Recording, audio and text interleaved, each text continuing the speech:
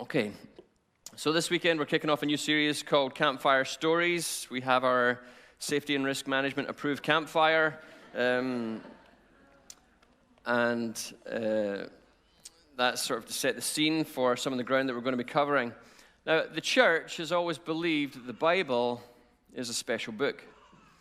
The church has believed that the Bible has a quality and an authority to it that is unlike any other book. Now, it's had a bit of a hard time over the years actually articulating exactly what the authority means and exactly how it comes about and where it comes from and where it leads us to, etc. But we can all agree, I think, as church communities even around the world, that the Bible has a particular place and authority in our lives as something very unique and completely different from other manuscripts. What I want us to try and do over this series, but particularly this morning as we launch in, is to try and help us to read the Bible in a way, or to hear the Bible in a way that we might not be used to. I think a lot of the time our modern sophistication, our modern advancements and technologies actually get in the way of us hearing the stories as they were intended to be heard. We consider ourselves very advanced and developed, and in many ways you could say, well, that's an easy case to prove. However, that's not always to our advantage when we need to go back and learn some things that were taught in faraway places and in long ago times. Sometimes our modern developments get in the way of that. So I want us to try and figure a little bit of that out this morning.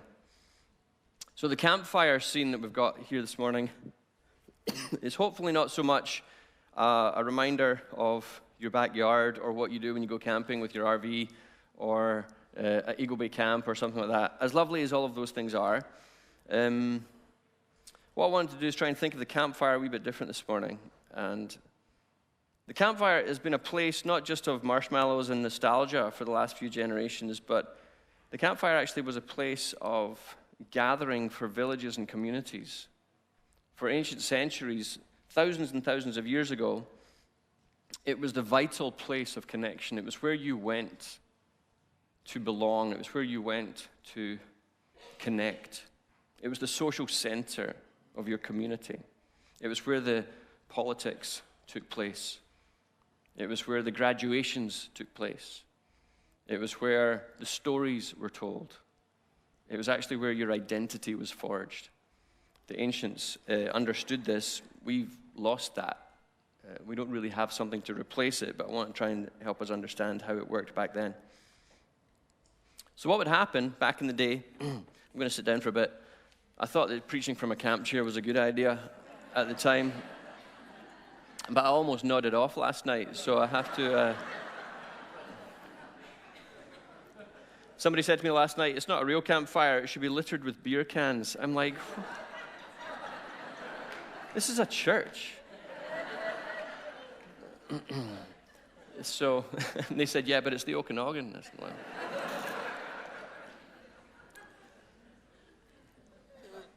So back in ancient times, the villages would gather in the evenings around the campfire, and that became your social center. And the stories were told. Now, these stories have now been recorded for us in the Bible, and that's why I was mentioning that the Bible is a unique book, and so we need to understand a little bit of what it means and how it got to be there. The stories would be told by the church, by the village elders. And the men, the women that had been there for decades, who had been told by their elders and their elders. And so they would pass it on. Now, the anthropologists and the social psychologists are fascinated by this. They tell us that there's this thing called social memory. So that when a village would get together and tell each other the stories of who they were and where they came from, it wasn't just the responsibility of one person to remember it. The whole village would absorb it. The whole village would remember. The whole village would then, if somebody forgot a detail or got the names mixed up or, missed a little bit out, the village would then speak up and say, no, that's not how it goes. And they would prompt each other. We know what that's like as parents, right? We're reading books to our little ones as they're getting off to sleep. I'd do this with ours, and I can remember particularly Bella with Goodnight Moon. And, oh my goodness, what a wonderfully boring little book that is. And And I think that's the point. I think it's meant to sort of lull you into unconsciousness, right? So I would read this to Bella every night, and then sometimes just to get there, I would skip a page. And as soon as I skipped a page, she'd be like, "That's not how it goes, Daddy." She had this social memory of her own, but we're told that memories actually fossilize after a few years. They become part of our psyche.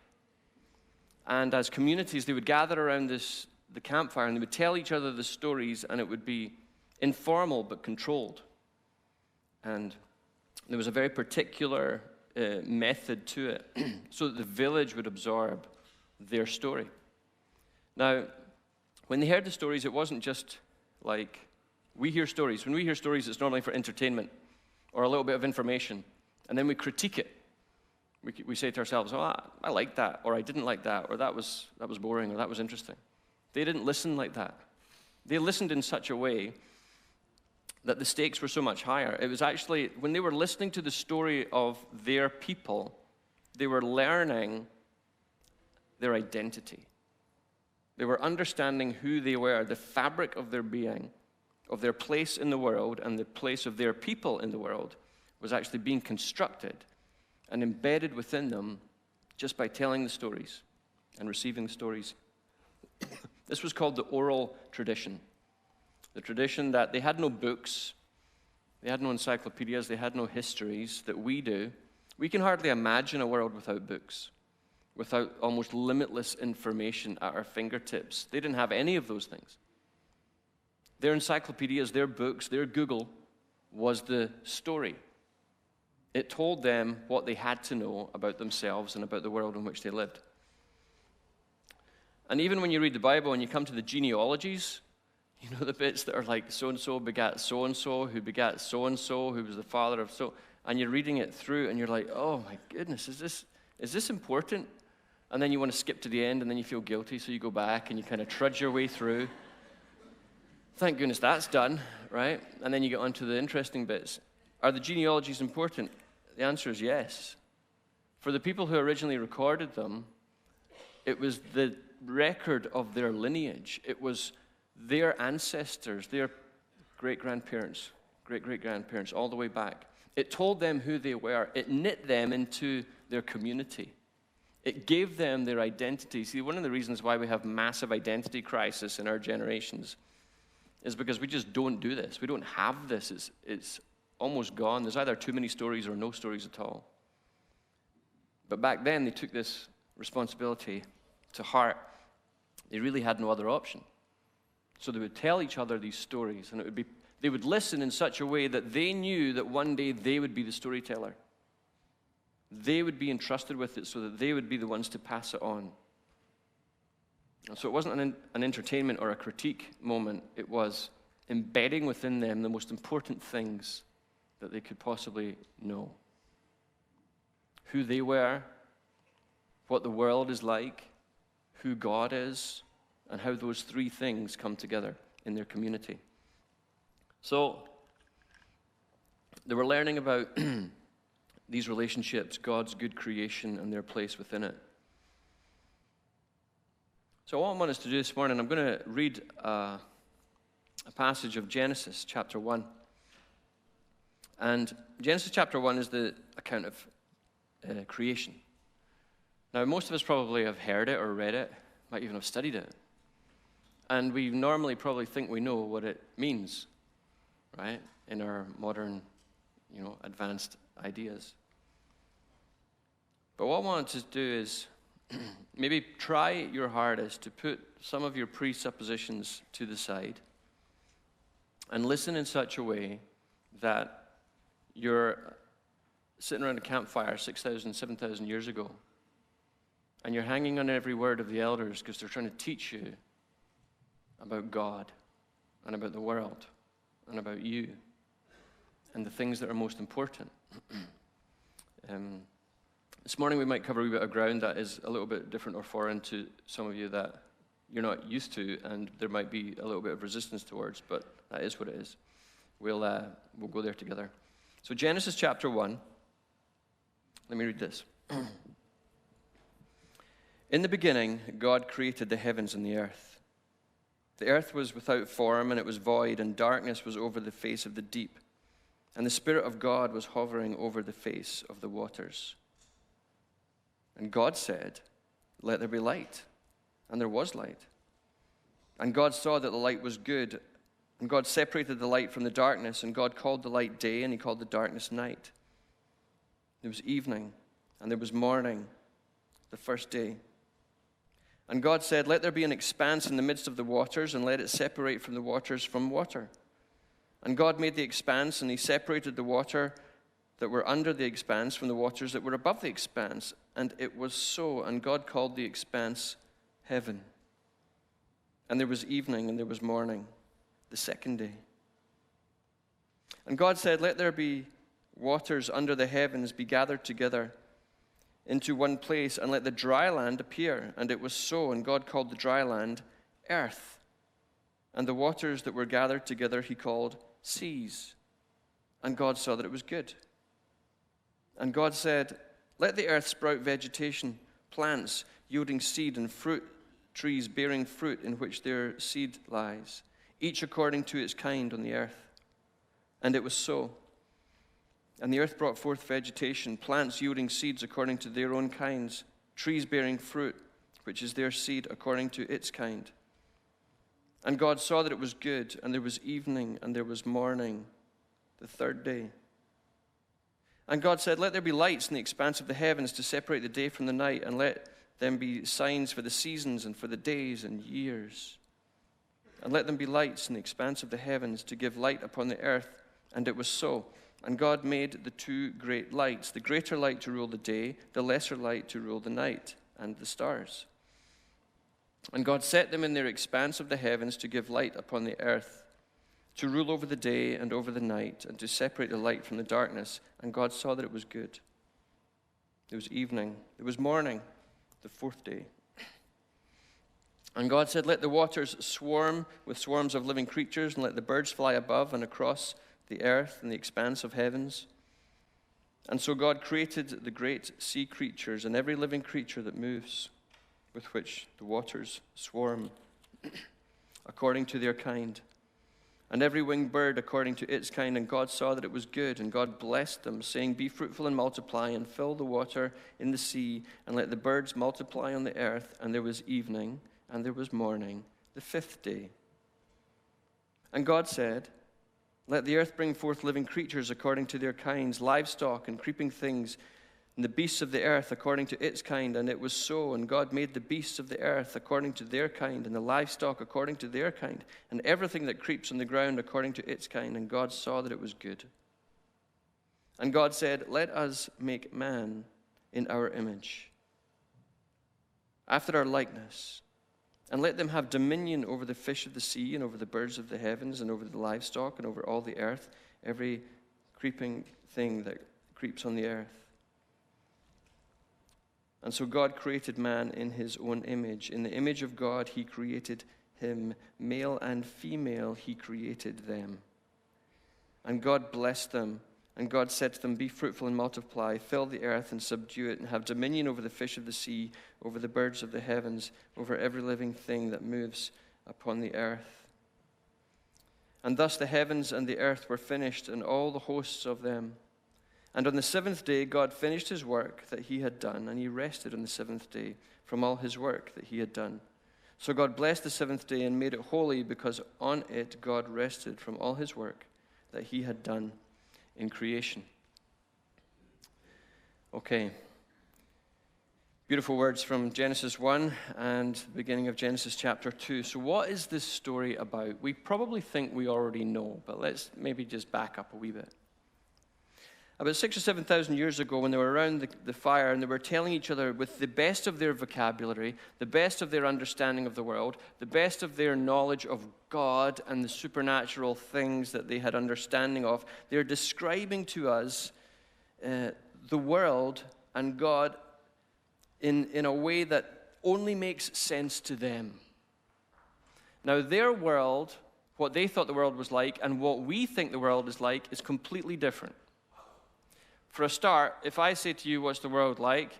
you might think, well, it's like this globe, right? A sphere, mostly blue and green. We know what the pictures look like from space. That's the world. That's what we all understand the world to be. If you ask them, what was the world like? They would say, well, it's flat and it's round. It's a round, flat disk.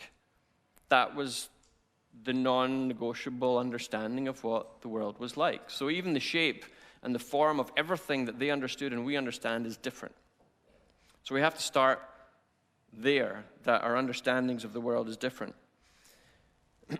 So what is going on here? Well, I think what the ancients are trying to do as they were describing this to each other is two things, right? If you like theology words, here's a theology word. They were doing ontology and they were doing temple. Now, they didn't know they were doing ontology, but that is, I think, what they were doing. So what is ontology? Ontology is when you are trying to understand and explain, and you're naming the nature and the purpose of things. So they're explaining the nature and the purpose of everything that they can see. And they're attributing everything to God. And they're actually doing ontology with God. They're trying to name the nature and purpose of God. So the very first thing that we're struck with in Genesis 1 is the fact that there is this wild, primordial, black, watery chaos. Right? There's this unreserved darkness and wildness. And the first thing that God does is he brings order to it. It says that his spirit was hovering over the deep. He brought order to it. He started to form it. And he called light into existence. So immediately, God is introduced to us as a God of order and a God of light. Now, for the ancients, this was of immense importance because their lives were incredibly fragile and vulnerable from all kinds of threats. They didn't know where they came from, and they didn't understand why they existed. So to know that behind the scenes there is a God of order and a God of light for them was of crucial importance. And so they put that forward as the very first thing. They're describing the nature and the purpose of God. God is a good God who brings order and brings light where there is no light and where there is no order.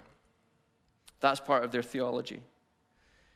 Then on day one, we're told that God separates light from darkness, and he calls the light day, and he calls the darkness night. Now, we know that even the words that they used are unscientific. You can't separate light from darkness. You can't have the darkness on this side of the room and the light on this side of the room. Light dispels darkness. That's just the physics of it. But they're not talking physics. They're talking theology. They're trying to understand the world on their terms. And so this light that God creates rules the day, and then this darkness that's left behind is there at night. So one is called day and one is called night. So in the scriptures, when you name something, you have authority over it. God is naming things here. He names the day, he names the night, he names the earth, he names the seas, he names the heavens, right? So the darkness and the light become night and day. And for the people back then as well, this was of crucial importance too. Why? Because it brought order and predictability into their lives. So they knew that every morning things would get bright, and every night things would get dark.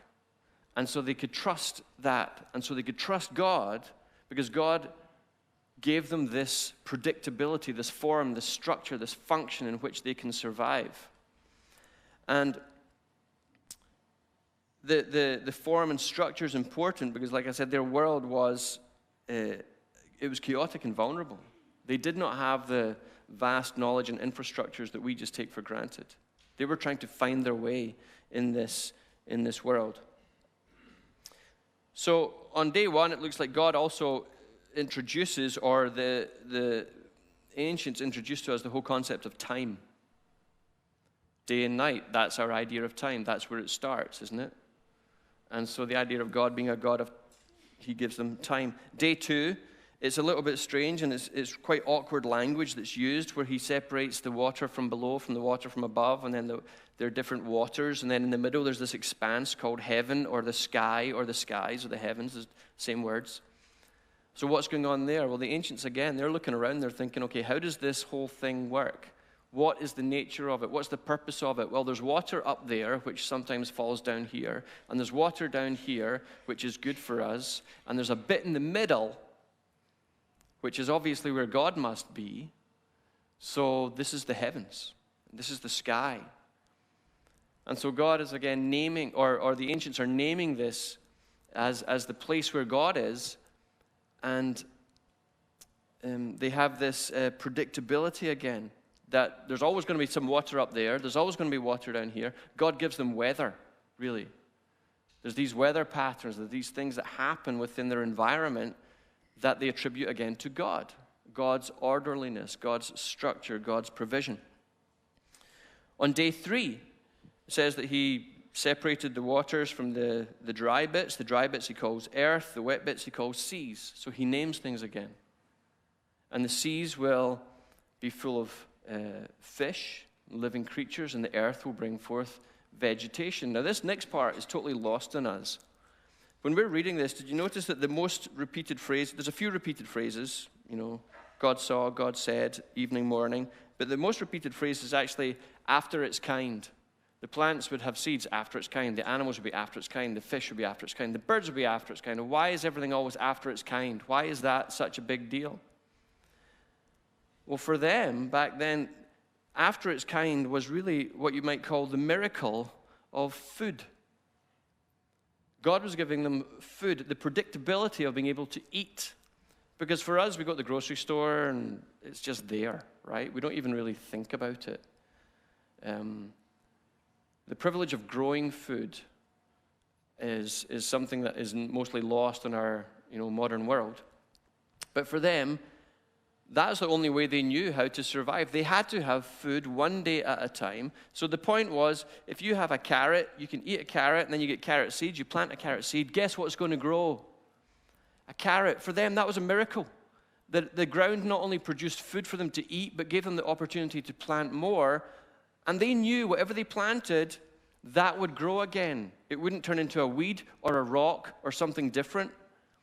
It would become a carrot or an apple or wheat. And so the whole idea of things being after their kind gave them, again, this orderliness, this predictability, this structure to their lives that otherwise they wouldn't have had. And they saw this as a very strategic blessing from God so that things were in order and that they could eat. And the ground miraculously produced season after season the things that they needed to survive. And when they planted them again, they didn't have to cross their fingers and hope that the same thing would grow up. They knew that it would, because God had ordained it that way. And the magic of that is lost on us.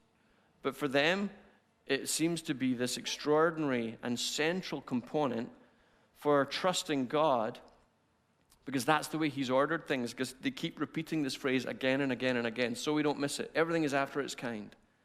There is order, there is line to everything. So,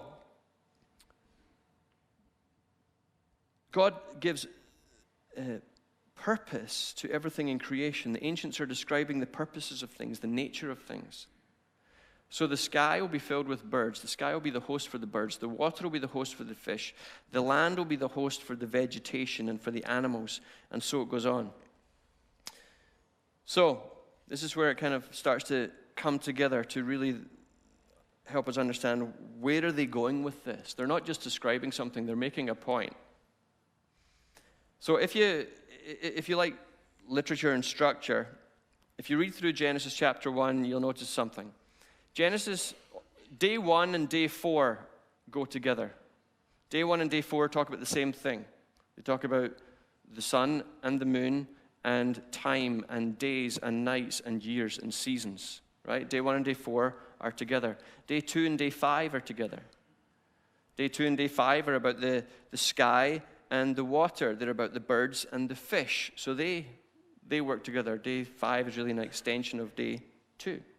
Day 3 and day 6 are together. Day 3 talks about the land bursting forth with vegetation and everything being after its kind, and then the animals coming through and them being after their kind, and then the animals can eat the vegetation, and it's all brilliant. It works. There's this synchronized harmony to it all, where there's a provision for everything upon the earth. And then in day 6, we are created. Humanity is imparted into the story in this climactic event of the image of God being born out within humanity upon the earth. So then all of that happens, and there's this brilliant sort of structure to it. 1 and 4, 2 and 5, 3 and 6. The earth, the skies, the fish, the land, the animals, this beautiful harmony, there's structure to everything. The days, the nights, the planets, the stars, the sun. And then, when you just expect the great crescendo at the end, day 7, what happens in day 7? Well, for us, it feels like this anticlimactic moment. Day 7, God relaxes. God rests, it says. Now, for us, we think of resting being God probably just took a deep breath and reclined, took a nap maybe, recharged his batteries after all the hard work of creation. Whatever it means for God to rest, we normally think of it along the lines of he relaxed, he took a day off, he chilled out, he, sat back and enjoyed the panorama of what he had just done. And for us, that's a little bit anticlimactic. It's like, wow, all that great work, and then you just sort of sit back and put your feet up, and what's next? Well, the beauty of the story is actually lost on us, because in ancient times, when it says that God rests and God comes to rest, it means something totally different to them than it does to us. You see, back in the ancient times, if people were to build a temple, the temple is the place in which the God would come to rest. That was how their imagination, all their lore worked that way.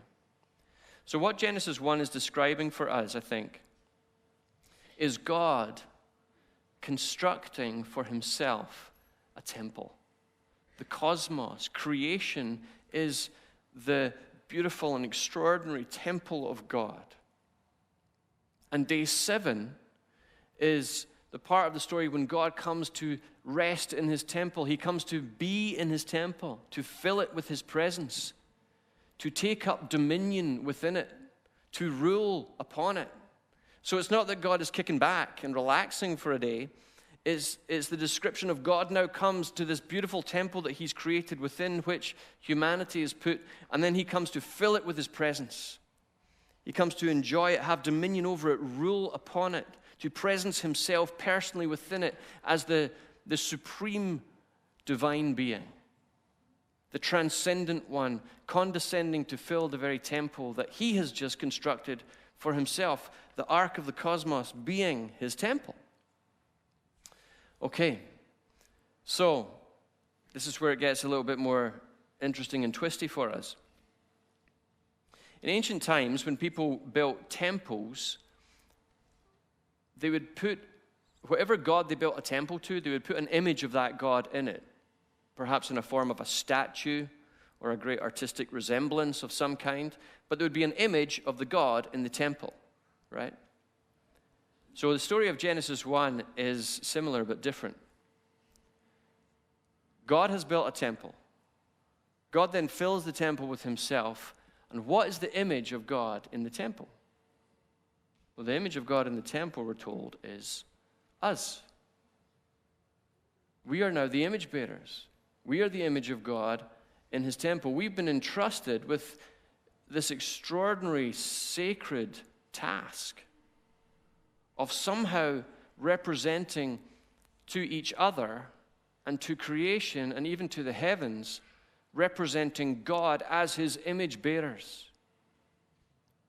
So this is a story that is about, it's ancient theology to try and explain to us the holy privilege of being alive and the beauty and wonder of the God who created all things, fills it all, and then pronounces us as his image bearers upon it, and then tasks us to be the temple keepers. He says, look after the earth, have dominion over it, care for it, govern it. And so we are entrusted as the image bearers. But then it gets even a little bit more involved in that. Because in ancient times, if you were a king or a queen, and you were ruler over a vast area, you didn't have modern technology to make sure that everybody was paying their taxes and doing the right thing and honoring your leadership. I mean, we've got technology now that makes everything available to us all the time. Back then, they had none of that, zero. So, how did a king or a queen represent themselves throughout their kingdom? Well, what they would do is they would set up images. So you would go to a great junction in trading roads, you would go to a marketplace, you would go to the center of a city or a town or a village, and there would be an image of the king or the queen. And you would be expected to respect and honor and pay homage to that image. Right? So sometimes it was paying a penny tax every time you come into the marketplace. Sometimes it was, dropping a little offering of incense on a candle as a resemblance of a prayer to or for the king or the queen. There's all these different little subtle ways of displaying loyalty to the king or the queen who might have been hundreds of miles away, but wherever their image was, it was really they were being represented by that. And however you treated the image was the way that you were understood to be treating the king or the queen, the sovereign themselves. So if you were guilty of some sort of rebellion and violation and you go up and you desecrate the image of the king or the queen, well, that was seen as being a treasonous act. Because whatever you did to the image was taken personally by the sovereign, right? So, the weight of this then falls upon us. Because if this is true, if that's how they saw the world and that's how the world was being described to us, in the way in which God sees us and creates us, and that we now live this out, then what does that mean? Well, it means that if we're the image bearers of God, then any grace and generosity and love that you show to another person is an act of loyalty towards God, because they bear God's image. The dark side of it is that whatever abuse or neglect you ascribe to another person is seen as a treasonous act towards God, because they are an image bearer of the sovereign. And any abuse or neglect towards the image is taken personally by the one whose image they bear. Now, Jesus actually reinforces this. In Matthew chapter 25, we meet Jesus, who we understand as being the unique, divine Son of God, living in such a way as to inspire us toward God. Jesus tells a story, and he's describing to us the commendation or the judgment towards however we've lived. And the criteria that he uses is quite sobering. Because he tells this story, and he says, whenever you saw somebody who needed food, and you fed them, or they needed clothing and you looked after them, or they needed shelter and you gave them somewhere to stay, or they needed somebody to visit them in hospital or in prison, or to just sit on a park bench and speak to them. Whatever you did to the least of these folks, you know what he says? He says, you did it to me. So he's identifying himself in the center of every single person's life. And then he says, the dark side of this is, he said, whenever you saw somebody hungry or in great need or friendless or lonely or drifting, and you deliberately just turned and walked the other direction, whenever you hardened your heart and neglected them, you neglected me. So he centers himself in every person's life. Because we're the image bearers. We've been given this inestimable privilege of being God's ambassadors, his vice-regents, his image bearers upon creation. And whatever we do to each other is taken personally by God. I think that's a big part of what this story is about. It's about the cosmos being seen as the cathedral. This magnificent cathedral with order and structures and systems and seasons and nights and days and years and earth and sky and seas, everything being after its kind, everything ordered beautifully, synchronized, and into this magnificent creation, human beings are asked then to participate and to steward it and to care for it and to guard it. And as the image bearers, we've been entrusted with the highest of privileges. But for the most part, we seem to have wrecked it. We haven't done well at looking after the cathedral. But there's still grace, isn't there? There's still all kinds of gospel for us. And God hasn't abandoned us. He stepped into it again. And we know the beautiful story of Jesus where he comes to reconstruct things from the ground up within himself to present to us a new living way. But we're called then to be these people who look at the world in such a way as being, this is God's beautiful creation, ordered magnificently for human life and for flourishing. And we're being entrusted to the care of each other. And that's the human calling. That's the form, that's the function, that's the purpose of all of this, to delight in God and to delight in each other and to be delighted in creation and to care for that which God has made and trusted us with. So that's what I think Genesis 1 and 2 and 3 are really about. The ancients are teaching us theology. They're teaching us about God and the world and ourselves in ways that perhaps we've never paid attention to before because we read it differently. So let me just say this as a sidebar. You'll notice that Genesis 1 and 2 and 3 is not actually a scientific document. And what the temptation is for us is to try and, provoke the text to either affirm or denounce a scientific version of creation. We normally all have a preference for what we imagine that might be like.